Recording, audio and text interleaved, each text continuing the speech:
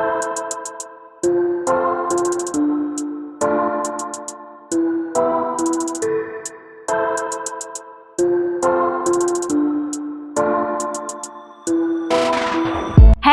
halo everybody, ketemu lagi bareng Bayu di podcast TaiGP part pertama. Early warning bahwa gua nggak akan bikin podcast suka-suka minggu depan karena gua rencananya mau ke Palu setelah bikin podcast TaiGP part kedua. Jadi karena urusannya ke sana itu bukan untuk senang-senang, gua nggak yakin apakah gua bisa recording podcast di sana atau apakah gua udah balik apa kayak gimana, nggak ngerti. Jadi early warning, gua nggak bakal bikin podcast suka-suka. Kalau keburu ya gua bikin, kalau nggak ya nggak. Oke? So, di TaiGP kemarin itu adalah balapan yang menurut beberapa pembalap itu panasnya luar biasa. Tetapi, meskipun panas begitu, yang hadir di sirkuit itu luar biasa. 224.000 orang, lu bayangin itu. Numplek-plek semuanya di Buriram. Dan katanya itu karena mereka pengen menyaksikan Somkiat Chantra, sang rookie. Jadi ada beberapa haters, gua nggak bisa bilang itu haters sih. Mungkin nyinyi atau sarkas. Dia bilang bahwa ini mah bukan TaiGP, ini mah Somkiat Chantra GP. Karena mereka datang bukan buat nonton MotoGP, tapi pengen nonton Somkiat Chantra. But whatever, alokasi ban menjadi sebuah pirtinyiin. Kenapa? Karena kalau kalian baca di blog gua, alokasi ban di Thailand GP ini agak-agak spesial. Kenapa? Karena meskipun ban depan dan ban belakang itu alokasinya sama dengan tahun lalu, tetapi karkasnya berbeda. Jadi oke, ban depan, medium, dan soft itu menggunakan struktur simetris yang standar yang dipakai di balapan-balapan lain, tetapi khusus untuk kompon hard itu diperkeras karkasnya. Nah, ban belakang itu memang alokasi sama dengan tahun lalu, medium dan soft, tetapi pakai ban yang karkasnya diperkeras. Jadi ini memang mengundang pirtinyiin beberapa orang. Kenapa ban hard kok bisa cepat habis, padahal ban soft standar itu enggak? Kenapa? Jadi kita bahaslah 3 pabrikan terbapuk. Unsurprisingly, Yamaha jadi yang terbapuk. Karena di tes Buriram kemarin mereka juga adalah yang terbapuk. Jadi bukan hal yang aneh bahwa mereka kembali menjadi yang terbapuk. Cuman sayangnya kok nggak ada perubahan gitu loh. Bahkan Snektaro harus finish di belakangnya para satelit. Agak-agak aneh, padahal para satelit ini adalah rider-rider yang baru pindah pabrikan. So, kita memulainya dari Papa Alis. Papa Alis ini finishnya P14 di depannya Snektaro. Dan satu hal yang dia keluhkan adalah panas. Jadi dia bilang panasnya itu luar biasa. Kenapa? Karena bukan cuma panas dari motor saya, ada juga panas dari motor lain ditambah dengan cuaca yang panas. Jadi kalau kamu ngerem, itu suhu panas masuk ke helmmu itu luar biasa. Jadi ibarat kata lu bernafas dengan udara panas dan itu benar-benar menyiksa untuk dia. Ditambah lagi dengan dia punya motor yang panas. Jadi dia bilang, saya 100% duduk di atas tungku yang bernama sepeda motor. Jadi ada beberapa jorno yang gangguin, ya kalau lu duduk di atas tungku, masak dong lu nggak bisa punya anak lagi. Dia bilang ya terserah lah, yang penting gua udah punya anak, 1 cewek 1 cowok, kurang apa lagi coba. Tapi yang jelas dia bilang panasnya ini luar biasa, bukan cuma dari motor tapi juga dari motor lain ditambah dari udara. Jadi apakah ini yang membuat balapan saya menjadi rumit? Ya entahlah, tapi yang jelas di Argentina nanti baru kita melihat ini motor sebenarnya levelnya di mana, karena kondisi balapan hari ini benar-benar istimewa buat kami.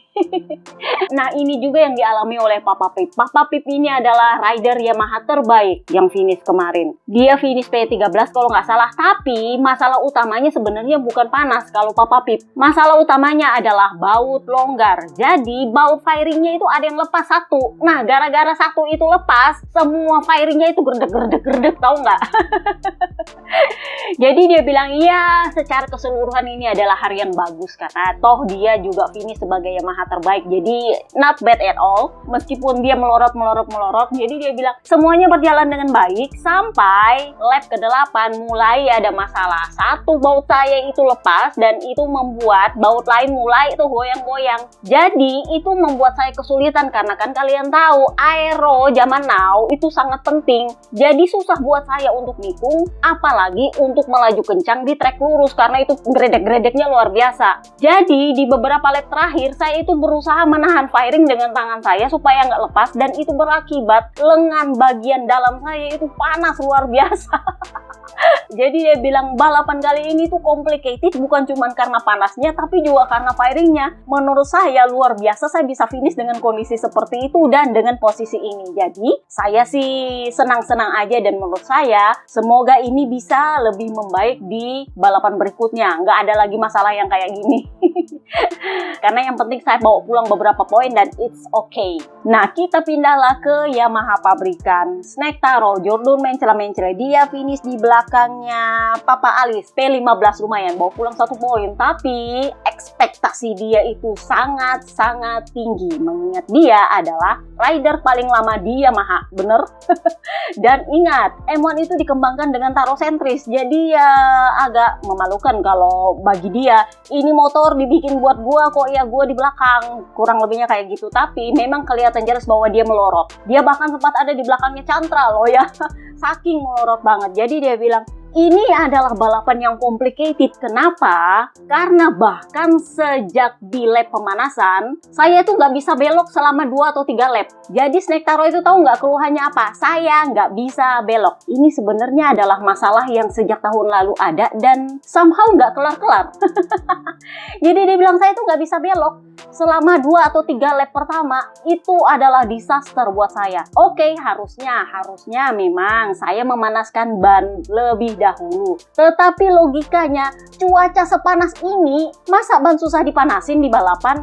Kecuali kalau cuacanya nggak panas, ya memang saya perlu memanaskan ban lebih awal. Tetapi ini kan panas menyengat begini, ya masa susah banget dipanasin ini ban? Jadi saya itu agak susah belok di 2-3 lap pertama. Dan tahu nggak penyebabnya? Kalau di sprint kemarin dia punya masalah adalah ban depan. Jadi waktu Miller crash di sprint, itu kan Papa Pip bilang, saya itu melaju dengan kecepatan 300 km per jam lalu ngerem tiba-tiba. Karena kan itu kebiasaannya dia selama di KTM, dan itu masih ke bawah ketika di sprint. Dan itu bikin dia punya ban depan kekunci dan akhirnya crash. Jadi Snake Taro sempat bilang bahwa ini penyebabnya adalah ban, karena waktu itu mereka pakai ban depan hard yang mana kakaknya memang diperkeras. Jadi katanya Snake Taro waktu sprint race kemarin dia bilang, ya semoga nanti di Argentina kita bisa kembali lagi ke ban normal, karena ini ban hard memang agak-agak istimewa dan kita nggak bisa punya patokan yang standar untuk ban ini karena memang ini ban khusus. Tetapi ketika balapan panjang, masalah dia bukan di ban depan. Tahu nggak masalahnya di mana? Ban belakang, Kak. Jadi dia bilang, sebenarnya ketika kami start, kami itu memperkirakan akan ada masalah dengan ban depan.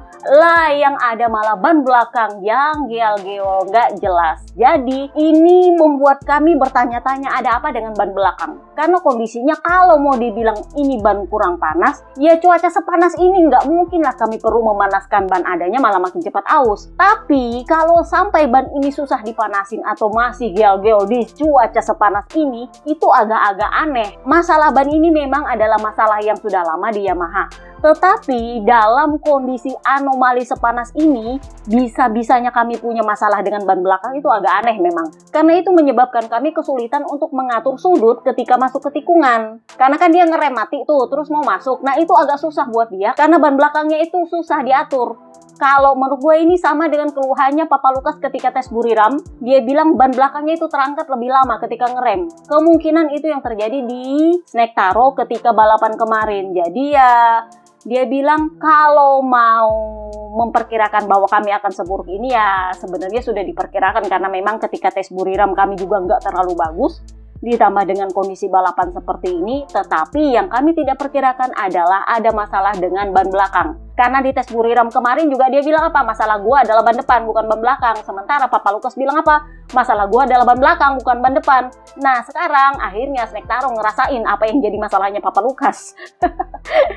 Jadi dia bilang ya semoga nanti di Argentina kita bisa memperbaiki lah. Karena ini kita kondisinya pakai ban khusus jadi nggak bisa diambil acuan mesti gimana. So kita pindahlah ke Papa Lukas. Papa Lukas ini gua mau bilang dia santai juga enggak, mau bilang dia nggak peduli juga enggak. Secara overall dia hanya melakukan pekerjaan dia. Tetapi dia tetap optimis. Jadi dia bilang dengan kondisi sepanas ini saya patut senang. Kenapa? Karena kami itu sudah meningkat dari kondisi ketika kita tes di Buriram kemarin. Jadi kalau mau dibandingkan dengan tes Buriram kami bisa lebih cepat sekarang. Dan kami bisa meningkatkan level kami dan performa kami ketika menikung. Selain itu saya bisa memberikan 100% kemampuan saya di setiap lap. Sampai di 4 lap terakhir bannya udah habis, saya kehilangan posisi terdepan dari grup. Karena kan dia kalau di depan grup kan agak enak tuh. Karena dia kehilangan posisi terdepan di grup, dia mundur ke belakang. Nah dia bilang itu mulailah jadi bencana karena saya menikmati udara panas. Jadi dia bilang overall saya senang karena masalah saya yang dari tes Buriram kemarin udah berkurang. Ditambah saya bisa lebih cepat, saya bisa menaikkan level saya bisa nikung lebih baik. Dan saya sempat memimpin grup rider hampir sepanjang balapan sampai di 4 lap terakhir saya kehilangan posisi dan saya menikmati udara panas. Dan sejak itu semuanya jadi bencana. So kita pindahlah ke pabrikan kedua terbapuk. You know who? KTM, surprisingly. Karena biasanya ekspektasinya kan bakal Honda nih. Ternyata KTM itu finish lebih buruk daripada Honda. Jadi Binder itu finish di belakangnya Sarko. Jadi ya maaf, mungkin kalau Pedro Acosta nggak crash dan bisa tetap di belakangnya Best mungkin bisa lebih baik daripada Honda. Sayangnya dia crash.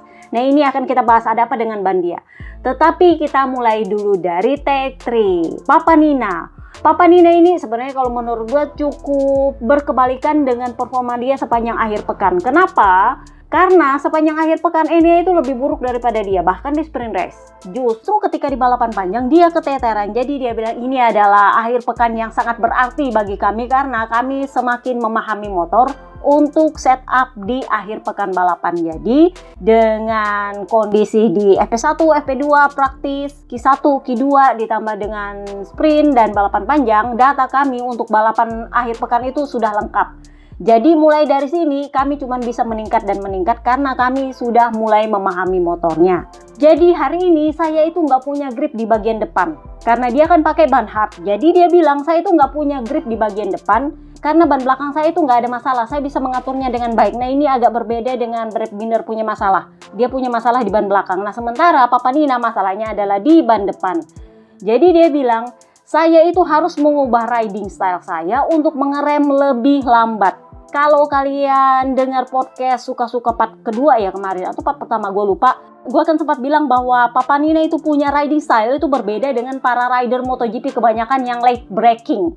Dia ini selalu mengerem tepat waktu, jadi nggak terlambat sehingga bagi para rider yang biasanya late braking ini dia mengerem lebih cepat dari seharusnya padahal sebenarnya itu udah titiknya. Cuman karena para rider ini late braking jadinya mereka menganggap Papa Nina ngeremnya lebih cepat.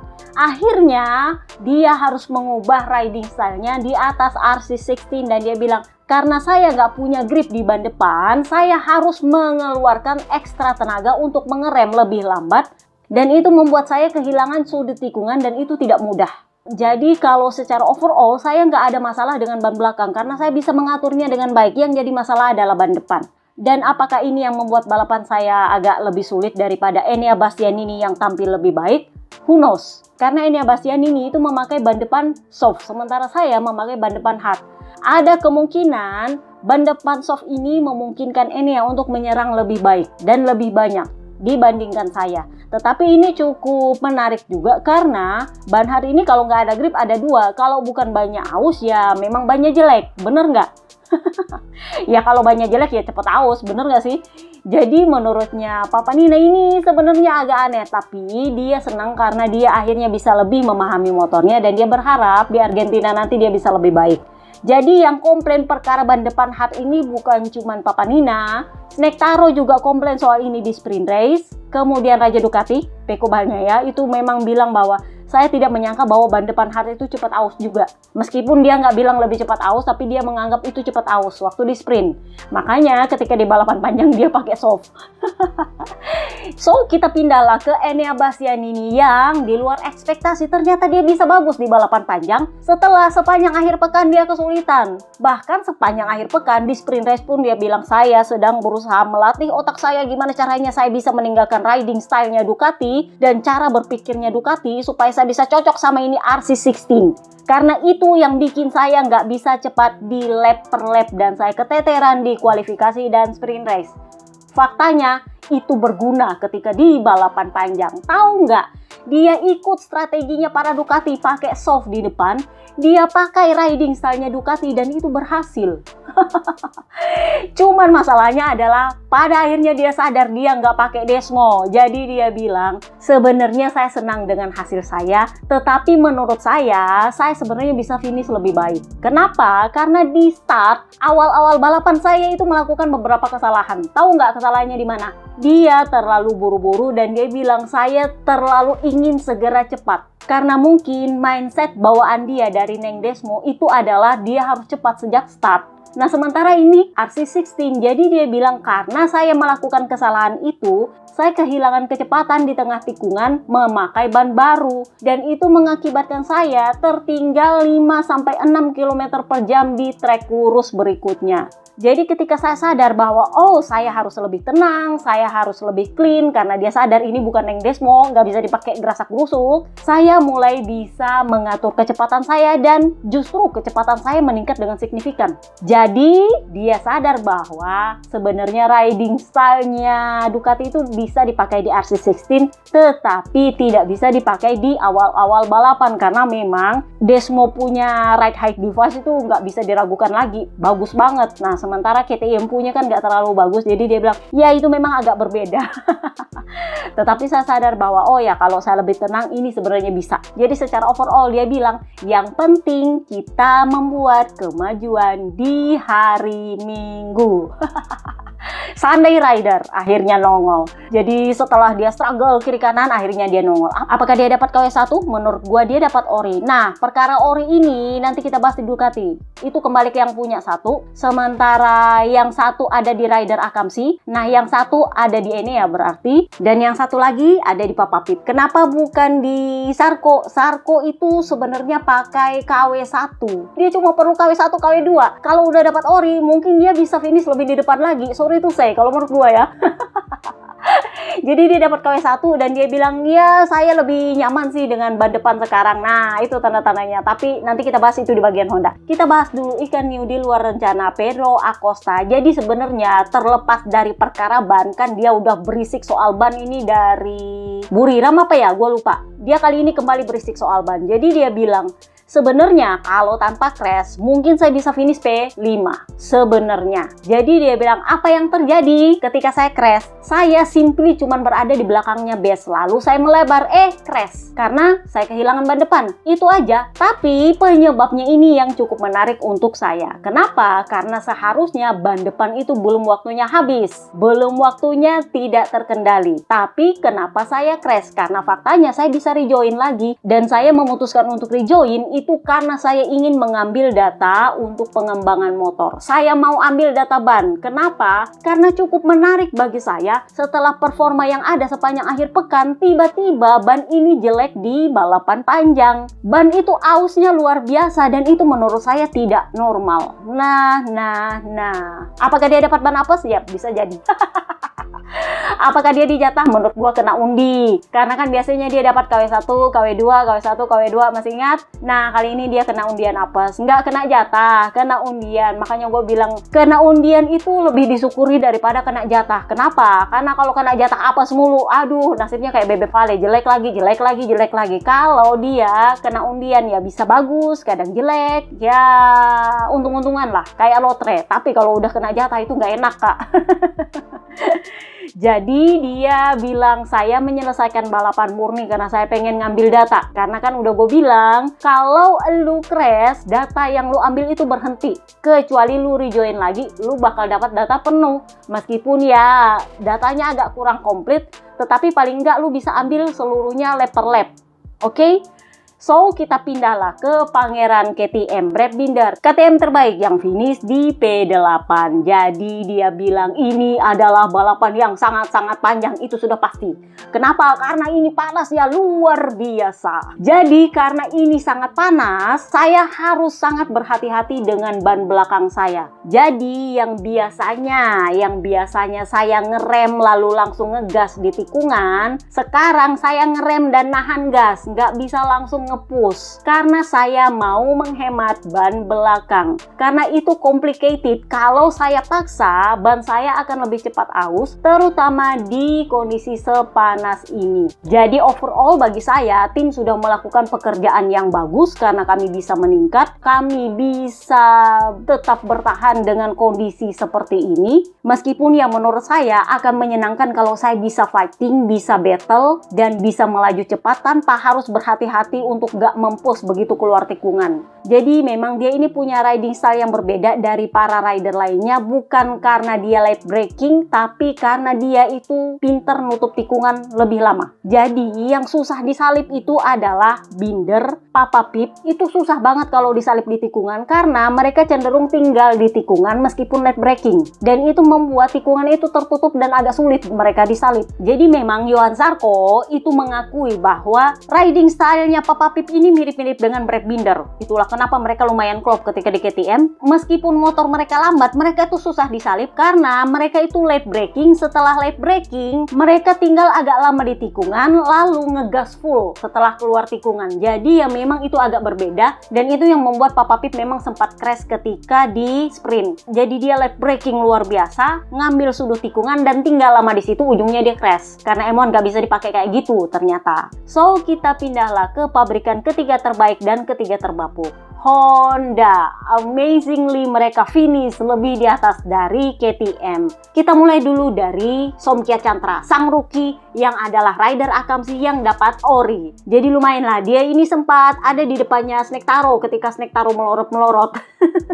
Karena dia adalah rider Akamsi, jadi dia sempat dapat ori, tapi ya begitulah namanya legend, sorry to say. Tapi yang penting dia bawa banyak penonton.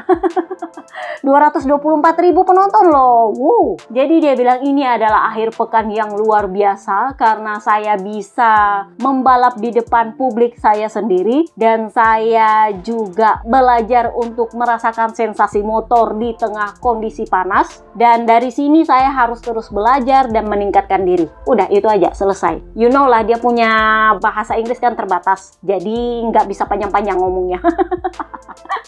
Kita pindahlah ke Johan Zarco. Jadi Johan Zarco bilang, saya senang dengan kecepatan saya karena finish di P7 ini menurut saya adalah hal yang melebihi target. Saya tidak menyangka bahwa saya akan finish di situ karena sebenarnya dengan kondisi sepanas ini saya itu menjalani balapan yang sulit. Tetapi pada akhirnya saya sangat senang karena saya bisa finish di P7. Saya sebenarnya sempat bertanya-tanya apakah saya bisa menyalip base, karena kalau saya bisa menyalip base saya anggap itu akan sama dengan kemenangan bagi saya.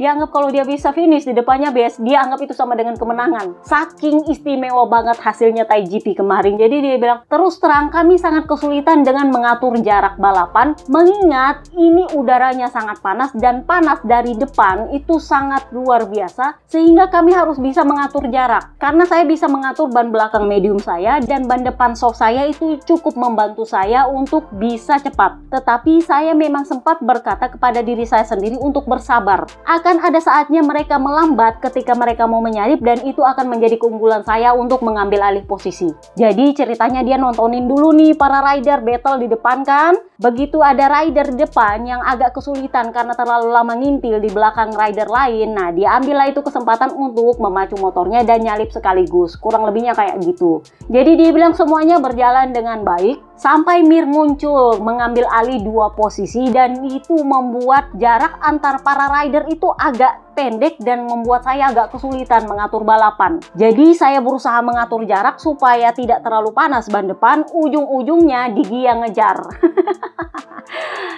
Dan ketika Mir terjatuh, kami kembali ke jarak balapan yang cukup aman dan saya kembali bisa menjaga keunggulan saya. Yang memang membuat saya agak kesulitan di awal-awal itu adalah Miller, Papa Pit. Karena dia ini punya riding style yang mirip dengan Binder. Nah, ini dia bilang, dia ini punya riding style yang mirip dengan Binder, di mana dia itu mengerem sangat terlambat di tikungan, lalu dia tinggal sebentar di tikungan sebelum dia mempush penuh ketika keluar tikungan. Nah, ini memang agak tricky buat saya sehingga saya perlu bersabar dengan dia. Nah, masalahnya adalah Papa Pip kan ada masalah dengan firingnya, jadi dia diunggulkan dengan itu. Yang menjadi masalah adalah ketika Papa Yohan nongol. Nah, itu dia bilang jarak antar rider tuh rapat banget dan itu bikin udara di depan itu agak susah untuk bernapas. Jadi dia harus mundur-mundur sedikit, nggak taunya dia nongol dari belakang. Nah, loh. Tapi overall saya sangat senang dengan hasilnya karena ini di atas ekspektasi saya. Tetapi saya sendiri tidak yakin apakah ini karena performa motor kami sudah membaik atau tidak. Karena menurut saya ini juga lebih karena Ducati itu sekarang sisa 6 rider sehingga kami punya posisi lebih di atas. Plus para rider KTM itu agak kesulitan di balapan ini. Karena kan Acosta finishnya di belakang, Brad Binder juga kesusahan. Jadi dia bilang kondisinya adalah KTM lagi buruk performanya di sini. Jadi itu yang membuat kami unggul lebih baik daripada KTM. Ditambah lagi dengan Ducati cuma punya 6 rider sekarang. Kalau mereka 8 rider, kami di belakang juga intinya. Begitulah Johan Zarco. Jadi dia bilang saya senang dengan hasil saya. Ini lebih dari ekspektasi saya dan kalau sampai saya bisa finish di depannya best itu saya anggap kemenangan sebenarnya. Tapi ya ujungnya dia bilang saya nggak bisa menyalip Best karena menurut saya Best juga nampaknya menyimpan energi dia sama seperti saya hingga di akhir balapan. Jadi di 2 lap terakhir dia itu bisa meningkatkan kecepatannya dan di lap terakhir dia itu jauh lebih cepat.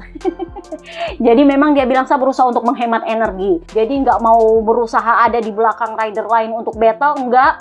Saya lebih suka nonton, nanti kalau udah kira-kira di depan agak lambat baru gue nyalip pinter dia. Jadi buat yang tanya apakah dia dapat ori atau KW1, menurut gue dia dapat KW2. Karena memang biasanya dia dapat KW2 dengan performa seperti itu. Kalau dia dapat KW1 mungkin dia finish di depannya best menurut gue ya. So kita pindahlah ke para Honda pabrikan. Papa Angel. Papa Angel ini ternyata tahu nggak salahnya di mana? Dia lupa pasang hole shot ketika start. Jadi dia bilang saya melakukan kesalahan ketika check out prosedur di start. Jadi itu yang bikin dia ketinggalan di start. Dia nggak pasang hole shotnya karena dia ternyata datangnya terlambat dan buru-buru ketika tiba di grid. Jadi dia lupa tuh pasang hole shotnya, ya udah ketika start amburadul lah. Tetapi terlepas dari itu semuanya berjalan dengan lancar menurut saya, dan kalau saya tidak melakukan kesalahan di start mungkin saya bisa bersaing dengan Mir dan Zarco di depan. Jadi overall menurut saya akhir pekan ini semuanya berjalan dengan baik dan kami bisa lebih baik daripada balapan sebelumnya di Buriram tahun lalu. Jadi menurut saya ini adalah langkah maju. Seperti biasa dia selalu optimis. Nah kita pindahlah ke Papa Yohan. Tahu nggak dia cetak rekor baru? You know, crash ke 100, another race, another crash. Jadi dia mencetak rekornya crash ke 100 di MotoGP. Aduh, bener-bener deh. Gue tuh mau tahu Papi Peripuik ini mau jadi bumpernya model apa lagi, karena dia ini adalah satu-satunya rider KTPS yang tersisa di Honda. Dan jangan salah, dia itu bertahan perpanjangan di sana karena memang Papi Peripuik berusaha untuk tahan dia di depannya petinggi. Jadi ya setelah sepanjang pramusim dia dibela-bela oleh Papi Peripuik, ujungnya ya crash juga. Apa alasan dia? Kepanasan. Jadi nggak ada masalah sama ban, nggak ada masalah dengan apapun. Nggak ada masalah dengan yang lain-lain, tapi masalahnya dia adalah kepanasan. Jadi dia bilang, sebenarnya saya sempat merasakan kepanasan itu di sprint race. Tetapi saya pikir oke, kita ubah nih setupnya, tapi ternyata hasilnya saya lebih kepanasan di balapan panjang.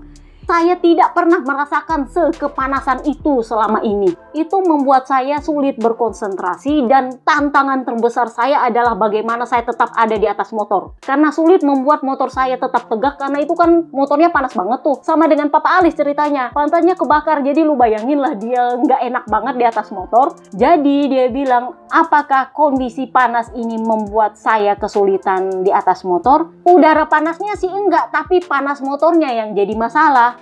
Dan panas motornya itu tidak membuat saya mencegah untuk tidak melakukan kesalahan, karena crashnya sendiri itu adalah kesalahan saya. Jadi intinya adalah karena dia kepanasan, nggak bisa konsentrasi, dia melakukan kesalahan dan dia crash.